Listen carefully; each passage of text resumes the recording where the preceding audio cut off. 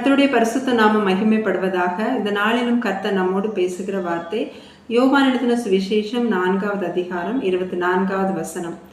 தேவன் ஆவியா இருக்கிறார், அவரை தொழுது கொள்ளுகிறவர்கள் ஆவியோடும் உண்மையோடும் அவரை தொழுது கொள்ள வேண்டும். பிரியமானவர்களே, இந்த வசனத்தில் பார்க்கும்போது கர்த்தரை நம்ம தொழுது கொள்ளும் போது, அவரை பணிந்து கொள்ளும் போது, அவருக்கு ஆராதனை செலுத்தும் போது நம்முடைய ஆராதனை ஆவியின் படியும் உண்மையின் படியும் இருக்க வேண்டும். அதாவது அதில் மாம்சமோ மாயையோ கலந்திருக்கக்கூடாது என்று இங்கே பார்க்கிறோம். 1 சாமுவேல் 6:20 சொல்லப்பட்டிருக்கிறது, இந்த பரிசுத்தமான தேவனாகிய கர்த்தருக்கு முன்பாக நிற்கத்தக்கவன் யார் என்று. இதை அந்த மனிதர்கள் ஏன் சொல்லுகிறார்கள் என்றால், கர்த்தருடைய உடன்படிக்கை பெட்டியை இஸ்ரவேலரிடமிருந்து பெலிஸ்தியர்கள் பிடித்து கொண்டு போகிறார்கள். அங்கே கொண்டு அவர்களுடைய கோவில், அவர்களுடைய விக்கிரகங்களோடு கூட அந்த உடன்படிக்கை பெட்டியை வைக்கும் போது அதனால கர்த்தர் அங்கிருந்து எல்லா ஜனங்களையும் மகா வாதையினால வாதிக்கிறார். அதை தொடுகிறவர்கள், அதற்குள்ளாக பார்க்கிறவர்கள் எல்லாரையுமே அவர் அடிக்கிறார். இவ்வளோ ஒரு பெரிய வாதையை பார்க்கும் போது அந்த ஜனங்கள் இப்படி சொல்லுகிறார்கள், இவ்வளோ ஒரு பரிசுத்தமான தேவனாகிய கர்த்தருக்கு முன்பாக நிற்கத்தக்கவன் யார் என்று. அவ்வளோ ஒரு மகத்துவமான தேவனுக்கு முன்பாக நிற்கும்படிதான் நாம் அழைக்கப்பட்டிருக்கிறோம்.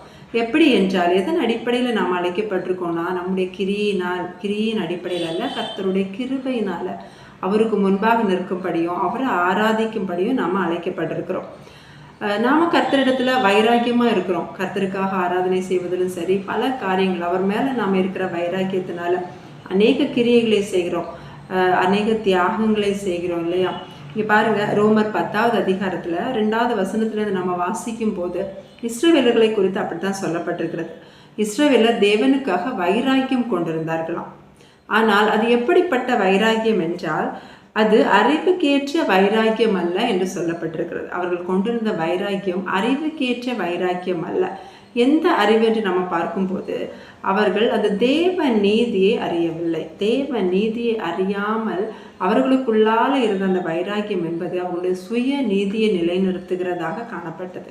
அதாவது எப்படியாவது அவங்களுடைய கிரியைகளின் அடிப்படையிலே கட்டளைகளின் படி கீழ்ப்படுகிறதுனால, ஏதாவது ஒரு நல்ல கிரியை செய்வதனால நாம கர்த்தருக்கு உகந்தவர்கள் ஆகிடலாம், அவருக்கு முன்பாக ஏற்புடையவர்கள் ஆகலாம், நீதிமான்கள் ஆகலாம் என்று தங்களுடைய சுய நீதியை அவர்கள் நிலைநிறுத்துகிறதா இருந்தார்களே ஒழிய தேவ நீதியை அறியாதவர்களா இருந்தார்கள்.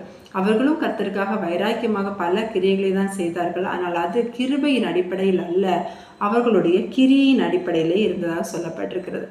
அதுதான் சுயநீதியும் தேவ நீதியும். தேவ நீதி என்று சொல்லும் போது அந்த நீதி எப்படி உண்டாகும்னா, வசனம் சொல்லுகிறது, நீதி உண்டாக இருதயத்தில் விசுவாசிக்கப்படும். ஆபிரகாம் கர்த்தரை விசுவாசித்தான், அது கர்த்தருக்கு முன்பாக நீதியாக காணப்பட்டது என்று நம்ம வசனத்தில் வாசிக்கிறோம். அதே மாதிரி தான். அப்படின்னா சுயநீதி என்று சொல்லும் போது அதுக்கு ஜஸ்ட் அப்போசிட்டா, விசுவாசம் இல்லாமல் விசுவாசத்தில் பலவீனமாக இருக்கிறது தான் சுயநீதி. இப்போ பாருங்க, ஆதாம் ஏவாளை குறித்து ஆதியாகமம் 3வது அதிகாரம் 7வது வசனத்தில் நம்ம பார்க்கிறோம். அவருடைய கண்கள் திறக்கப்பட்ட உடனே அவர்கள் எதை பார்க்கிறார்கள் என்றால், தங்களை அவர்கள் மாம்சத்தின்படி பார்க்கிறார்கள். அதாவது அவர்களுக்குள்ளாக இருந்த ஆவி, அந்த ஆத்மாவில் இருந்த அந்த ஜீவன் மகிமை எல்லாமே அவர்களை விட்டு போய்விட்டு, அந்த பழம் சாப்பிட்டது நிமித்தமாக அந்த உள்ளான அந்த ஒரு காரியத்தை அவர்கள் பார்க்காமல் வெளிப்படையா அவங்களுடைய மாம்சத்தில் இருந்த குறையை அவங்க பார்க்குறாங்க. அவங்க நிர்வாணியா இருக்கிறார்கள் என்று பார்த்து உடனே தேவ சந்ததியை விட்டு விலகி தூரமாக போய் ஒழித்து கொள்கிறார்கள். இதுதான் சத்துரு நம்முடைய வாழ்க்கையெல்லாம் செய்கிற முதல் காரியம், அந்த குற்ற உணர்ச்சி. தங்களே அவர்கள் அப்படி பார்த்ததுனால தான் அவர்கள் போய் கர்த்தருக்கு தூரமாக போய் அவர்கள் ஒழித்து கொள்ளுகிறார்கள். இன்றைக்கி நாமும் அநேக வேளையில் அப்படி தான் பார்க்குறோம். நம்மை குறித்தா இருக்கட்டும், இல்லை மற்ற மனிதர்களையும் சரி, நம்ம மாம்சத்தின்படி பார்க்குறவர்களாகத்தான் இருக்கிறோம். நம்மிடத்தில் இருக்கிற குறைகளாக இருக்கலாம், மற்றவர்களிடத்துல குறைகள், தகுதிகள் என வெளிப்படையாக தோன்றுகிற காரியங்கள், வெளிப்படையாக செய்கிற கிரிகளை வைத்து நாம் ஜட்ஜ் பண்ணுறோம். நம்மை குறித்தும் நம்மை உயர்ந்தவர்களாக நம்ம ஜட்ஜ் பண்ணலாம். நம்ம மற்றவர்களோட கம்பேர் பண்ணி நாம தான் பெஸ்ட்டு என்கிற ஒரு நிலையில கூட நம்ம வரலாம். இல்லைன்னா இல்லை அவங்கள மாதிரி இல்லைங்கிற அந்த ஒரு தாழ்வு மனப்பான்மை எல்லாமே நம்ம அந்த மாம்சத்தின்படி பார்க்குறவர்களாக இருக்கிறோம். அந்த இடத்துல கூட ஆதாம் ஏவாள் அதை பார்க்காம உள்ளால இருக்கக்கூடிய அந்த ஒரு காரியத்தை மிஸ் பண்ணதை அவங்க உணர்ந்திருந்தாங்கன்னா நிச்சயமாக ஆண்டவர்கிட்ட அவங்க போய் மன்னிப்பு கேட்டிருப்பாங்க. அது இல்லாமல் இந்த இடத்துல அவர்களுக்கு இருந்த குறையை பார்க்குறாங்க. அது மட்டும் இல்லாமல் மற்றவர்களை குற்றப்படுத்துகிறாங்க. ஆதாம் ஏவாளை குற்றப்படுத்துகிறான், ஏவாள் சர்ப்பத்தை குற்றப்படுத்துகிறாள். இப்படி அந்த மற்றவர்களை குற்றப்படுத்துகிற ஒரு காரியமும் அந்த இடத்துல நடக்கிறது. அதுதான் நாம நம்முடைய சுயநீதியை நிலைநிறுத்த பார்க்கறது. நம்முடைய காரியங்களை பார்த்து நம்ம அதை என்ன செய்கிறது, அதை செய்து எப்படியாவது நாம கர்த்தருக்கு முன்பாக ஏற்புடையவர்கள் ஆக வேண்டும் என்கிற அந்த ஒரு மனநிலையை ஆதாமேவாளுக்கு அந்த குறை இருந்த உடனே கர்த்தர் அதை நிவர்த்தி பண்ணுகிறார். தோல் உடைகளை அவர்களுக்கு உண்டாக்கி போட்டு அதை ஆண்டவர் நிவர்த்தி பண்ணுகிறார். ஆனால் நாம இன்னைக்கு அந்த வெளிப்படையான காரியங்களை பார்த்து கொண்டு இருந்தால் நாம கர்த்தருக்கு முன்பாக ஏற்புடையவர்களா இருக்க முடியாது. அப்போ தேவ நீதி என்பது அது உண்டாக, அந்த நீதி உண்டாக இருதயத்திலே விசுவாசிக்க வேண்டும். எதை விசுவாசிக்க வேண்டும் என்று வசனம் சொல்லுகிறது? ரோமர் 10வது அதிகாரம் 9வது வசனத்திலே, கர்த்தராகிய இயேசுவை நீ உன் வாயினாலே அறிக்கையிட்டு தேவன் அவரை மரித்தோரிலிருந்து எழுப்பினார் என்று உன் இருதயத்தில் விசுவாசித்தால் ரட்சிக்கப்படுவார். அப்போ எந்த ஒரு விஷயத்துல ரட்சிப்பு என்பது எங்கேயோ இல்லை, தூரமா நாம போய் தேடி கொண்டு வரும்படி எங்கேயோ இல்லை, அது நமக்கு ரொம்ப சமீபமா இருக்கிறது. அதைத்தான் பாருங்க, உபாகமம் 30:14 சொல்லுகிறது, நீ அந்த வார்த்தையின்படியே செய்யும் பொருட்டு அது உனக்கு மிகவும் சமீபமாய் உன் வாயிலும் உன் இருதயத்திலும் இருக்கிறது. அப்போ நம்முடைய வாழ்க்கையில நம்ம இருக்கிற எந்த ஒரு சூழ்நிலையா இருக்கலாம், ஏதாவது பாவப்பிடியா இருக்கலாம், இல்லைன்னா எந்த ஒரு தாழ்வின் பாதையா இருக்கலாம், நெருக்கடியா இருக்கலாம், பயமோ பலவீனமோ, எந்த ஒரு சூழ்நிலையா இருந்தாலும் அந்த ரட்சிப்பு என்பது எங்கேயோ தூரத்துல இல்லை, அதோட சீக்ரெட் ரொம்ப சமீபமா நம்முடைய இருதயத்திலும் நம்முடைய வாயிலும் இருக்கிறதா. அதான் பாருங்க, ரோமர் 10:10 சொல்லப்பட்டிருக்கிறது, நீதி உண்டாக இருதயத்திலே விசுவாசிக்கப்படும், ரட்சிப்பு உண்டாக வாயினாலே அறிக்கை பண்ணப்படும். ஸோ இயேசுவை குறித்து இருதயத்தில் விசுவாசிக்கிற அந்த விசுவாசத்தின் மூலமாக தான் தேவ நீதி உண்டாகிறது. ஏன்னா தேவனுக்கு முன்பாக கிறிஸ்து தான் நீதியும் மீட்பும் ஞானமுமா இருக்கிறார் என்று வசனம் சொல்லுகிறது. மேலும் பாருங்க, ரோமர் 10:11 அவரை விசுவாசிக்கிறவன் எவனோ அவன் வெட்கப்படுவதில்லை என்று வேதம் சொல்லுகிறது. யூதனென்றும் கிரேக்கனென்றும் வித்தியாசமே இல்லை, எல்லாருக்கும் கர்த்தரானவர் தம்மை தொழுது கொள்ளுகிற யாவருக்கும் ஐஸ்வர்ய சம்பன்னரா இருக்கிறார். ஆதலால் கர்த்தருடைய நாமத்தை தொழுது கொள்ளுகிற எவனும் ரட்சிக்கப்படுவான். அவரை தொழுது கொள்ளுகிற எல்லாருமே ரட்சிக்கப்படுவார்கள் என்று இங்கே சொல்லப்பட்டிருக்கிறது. அதுக்கு அடுத்த வசனம் பாருங்க, அவரை விசுவாசியாதவர்கள் எப்படி அவரை தொழுது கொள்வார்கள்? அவரை நம்ம விசுவாசிக்கவில்லை என்றால் நம்மால் அவரை தொழுது கொள்ள முடியாதான். அப்படியே நம்ம தொழுது கொண்டாலும் ஆராதனை செய்தாலும் அது ஆவியோடு உண்மையோடு உள்ள உண்மையான ஆராதனையா இருக்காது, அது மாம்சத்தின் படியான ஆராதனை தான் இருக்கும். அவரை விசுவாசிக்கிறவர்கள் தான் அவரை தொழுது கொள்ள முடியும்.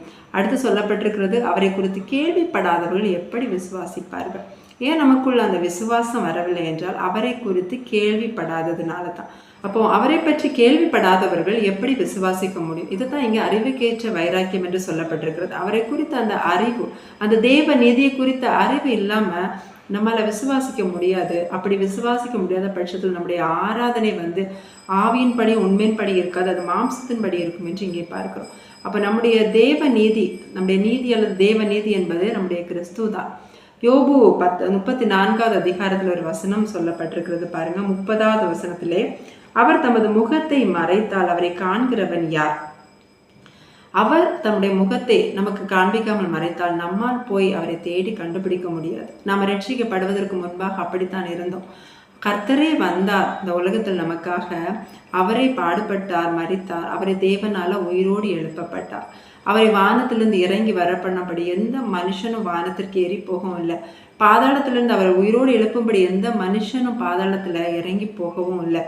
ரட்சிப்புக்கு எந்த ஒரு ரோலுமே நமக்கு கிடையாது. அப்படிப்பட்ட சூழ்நிலையில அவரே உலக தோற்றத்துக்கு முன்னதாகவே அவர் நம்மை நீதிமான்களாக ஆக்கிவிட்டார். அப்படின்னா என்ன அர்த்தம்? நீதிமான்கள் என்றால் அவருடைய கட்டளையின்படி செய்கிறவர்கள் அப்படின்னா அப்பவே அவர் நம்மை அவருடைய நியாய பிரமாணத்தை கை கொள்ளுகிறவர்களாக, நீதிமான்களாக, அவருக்கு முன்பாக ஏற்புடையவர்களாக மாற்றிவிட்டார். இல்லை நான் இன்னைக்கு இந்த கிரியை செய்தாதான் ஆண்டவருக்கு முன்பாக நீதிமான், நான் ஏற்புடையவர்கள் என்று அப்படிப்பட்ட நாம் எண்ணோம்னா அது எதை போன்றதுன்னா, நாமளே பாதாளத்திலிருந்து அவர் உயிரோடு எழுப்ப பிரயாசப்படுற மாதிரி, இல்லைன்னா வானத்திலிருந்து அவரை இறக்க நம்ம பிரயாசப்படுறது மாதிரி, அப்படிதான் வசனம் சொல்லுகிறது. ஸோ அந்த மாதிரி இல்லை, கர்த்தர் நம்மை முதலாவதாகவே நீதிமான்களாக அவர் சொல்லுகிறார். ஓசியா 2:23 நான் அவளை எனக்கென்று பூமியிலே விதைத்தேன். மேலும் சொல்லுகிறார், நான் உங்களை தெரிந்து கொண்டு கனி கொடுக்கும்படிக்கு நான் உங்களை ஏற்படுத்தேன். அவர் நம்மை நீதிமான்களாக ஏற்கனவே தெரிந்து கொண்டார். இனி அதுக்காக நீதிமான்கள் ஆக்கிவிட்டார். ஆகவே அதற்காக நான் அவருடைய நியாய பிரமாணத்தை கை கொள்ள வேணும். அந்த நிலைக்கு நாம வரணும். நோவாவை குறித்து கர்த்தர் சொல்லுகிறார், இந்த சன்னதியிலே நான் உன்னை நீதிமானாக கண்டேன்.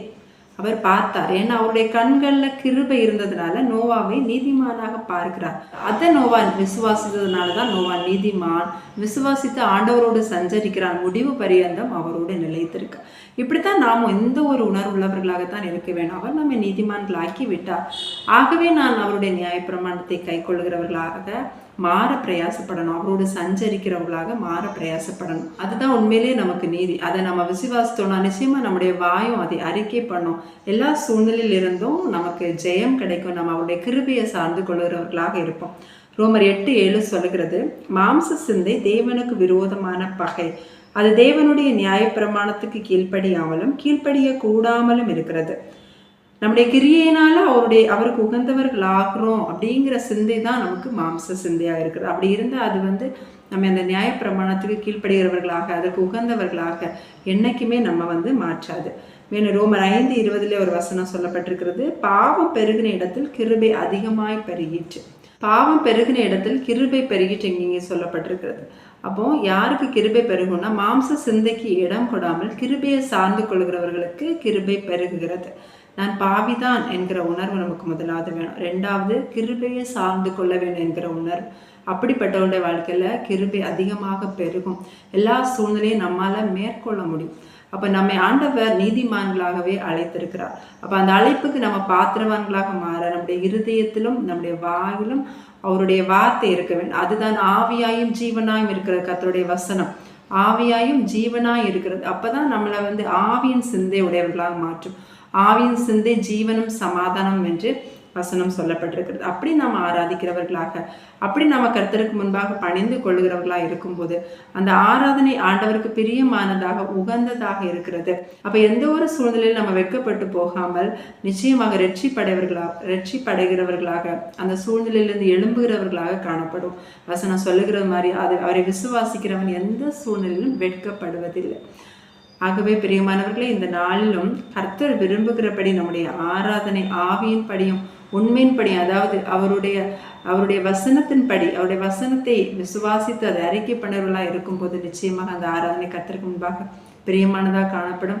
அதுவே நமக்கு ரட்சிப்பு உண்டாக வழி திறக்கும். கர்த்தர் இந்த வார்த்தையின் மூலமாக நம்ம ஒவ்வொருவரையும் ஆசீர்வதிப்பாராக. ஆமென். ஜெபிக்கலாம். எங்கள் பரலோக தகப்பனே ஏசப்பா, இந்த நல்ல நேரத்திற்காக உமக்கு நன்றி செலுத்துகிறோம் ஏசப்பா. ஸ்தோத்தரிக்கிறோம் தகப்பனே, நன்றி செலுத்துகிறோம் ராஜா. ஏசப்பா, இம்மட்டுமாக எங்களை ஒவ்வொருவரையும் நீங்கள் பாதுகாத்தீங்க, நீங்கள் தாங்குனீங்களே அப்பா. உமக்கு நன்றி. உங்கள் கிருபைக்காக நன்றி ஆண்டவரே. உங்கள் அன்புக்காக ஸ்தோத்திரம் அப்பா. ஸ்தோத்திரம் ஸ்தோத்திரம் தகப்பனே. எங்களையும் நீங்கள் ரட்சித்தீங்களே அப்பா. பாவி ஆகிய எங்கள் மேலே நீங்கள் கிருபையாக இருப்பதற்காக உமக்கு நன்றி தகப்பனே. நன்றி ராஜா. தகப்பனே, எங்களுடைய ஆராதனை எப்போது உமக்கு முன்பாக உண்மை உள்ளதாக, ஆவியின் படியும் உண்மையின் படியும் இருக்கத்தக்கதாக எங்களை நீங்க ஆசீர்வதிங்க தகப்பனே. ஏசப்பா, எங்கள் சுய நீதியை நிலைநிறுத்துகிறவர்களாக அல்லாமல் தேவ நீதியை அப்பா, தேவ நீதியை நிலைநிறுத்துகிறவர்களாக, இருதயத்திலுமே விசுவாசித்து அதை வாயிலை அறிக்கை பண்ணுகிறவர்களாக அப்பா, ரட்சிப்பு உண்டாக வகை தேடுகிறவர்களாக காணப்பட எங்களுக்கு அனுகிரகம் செய்யுங்க தகப்பனே. எங்களுடைய குறைவுகள் குற்றங்களை அனைத்தையும் மன்னிப்பீராக. ஒவ்வொருவரையும் ஆசீர்வதிங்க. உங்களுடைய நாமத்தை மகிமைப்படுத்துங்கப்பா. மீட்பர் இயேசுவின் நாமத்திலே ஜெபிக்கிறோம் பிதாவே. ஆமென்.